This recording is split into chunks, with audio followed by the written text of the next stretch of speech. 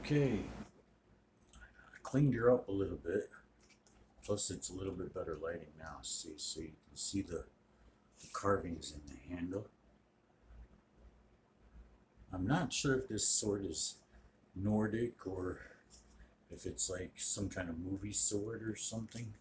I couldn't find a mark on it, like a marking, because usually most swords, especially when they're forged, have a maker.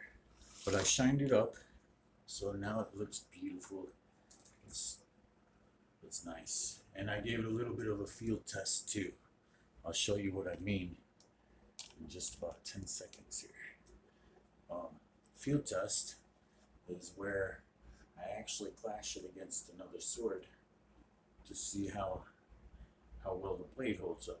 Now, don't be an idiot. Steel against steel, you're always going to get little dinks in the blade.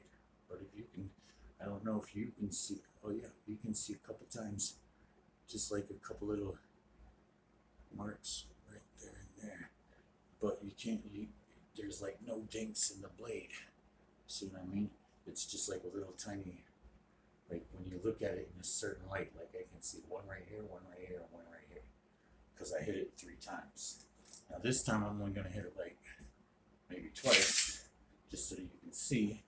But this is my Templar sword, okay?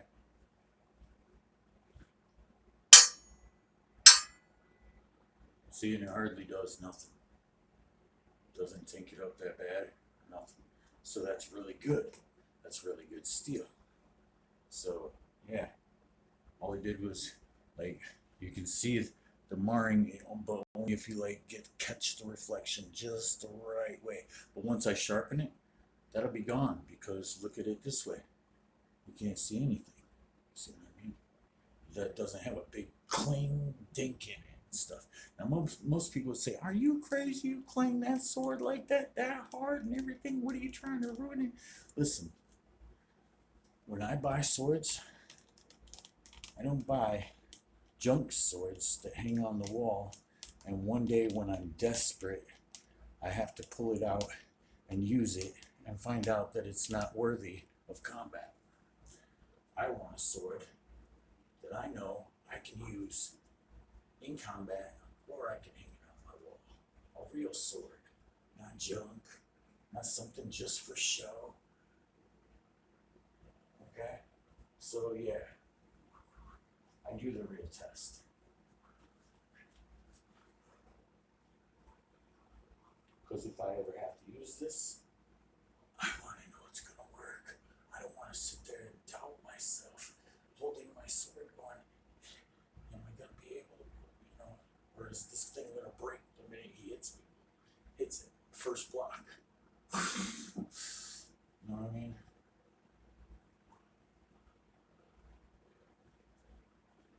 Some people thrive on fake. I thrive on real. My whole life is real. I have diabetes type 1. I'm gonna die someday. Everybody's gonna die.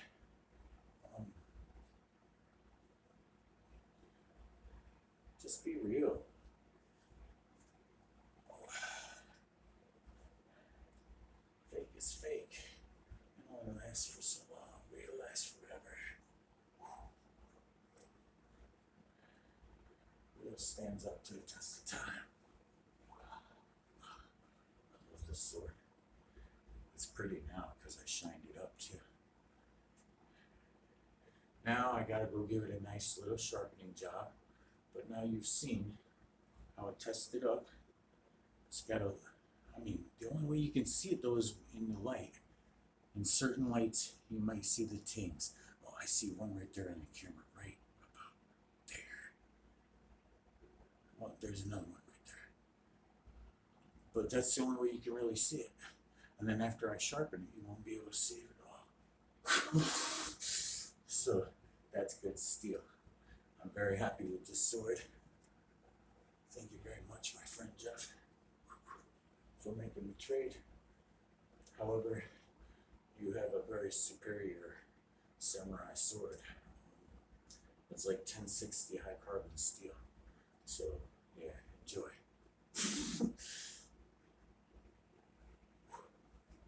I really like a sword.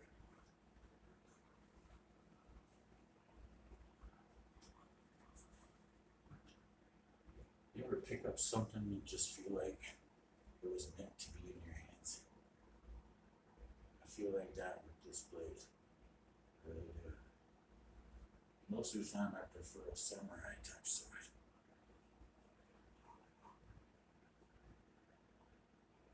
But this kind of has a samurai quality, but with the metal handle,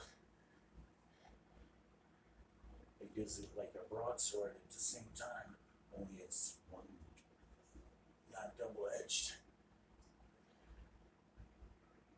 It's good, I like it. I don't really know how to describe it though, what kind of sword it is. I think it's Nordic or Celtic, but I'm really not sure. See what I did there? I almost cut myself because I was about to grab it there. The minute my finger touched it, I knew it. I was like, oh shit. I gotta get used to that because this doesn't really have like a guard. This is the guard. And that's another thing I was thinking about, is when you're facing straight on, they can still get you on this side of the knuckles and this side of the hand and probably cut your thumb off if you're not careful and push their sword when they do the slide thing. My son knows what I'm talking about because I taught him the slide thing. He's really good at it too. But yeah, I'm just now getting used to this sword. I've only had it for about 6 hours now. So I do gotta be careful still with it. But that's how you learn. Problem is yeah, once it gets so sharp, it's sharp now, but it's not razor sharp. So yeah, a slip up would probably cut me, but it won't dismember me as far as I know. Not yet. Not without like a real hard swing. I almost hit my wing chun. I felt it touch it, but it was the back of the blade.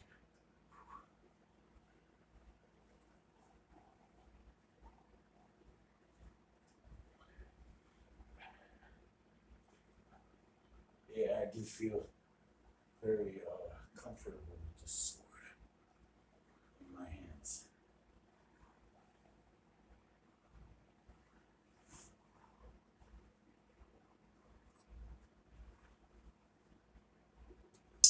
Okay, I'll let everybody go now. This thing is beautiful.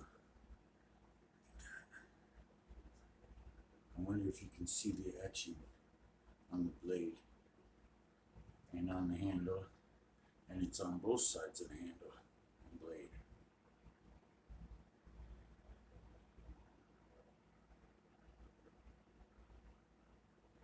But I can't find any like marking, not even one that says 440 stainless or anything. It's good steel though, whatever it is. Have a nice day, everybody.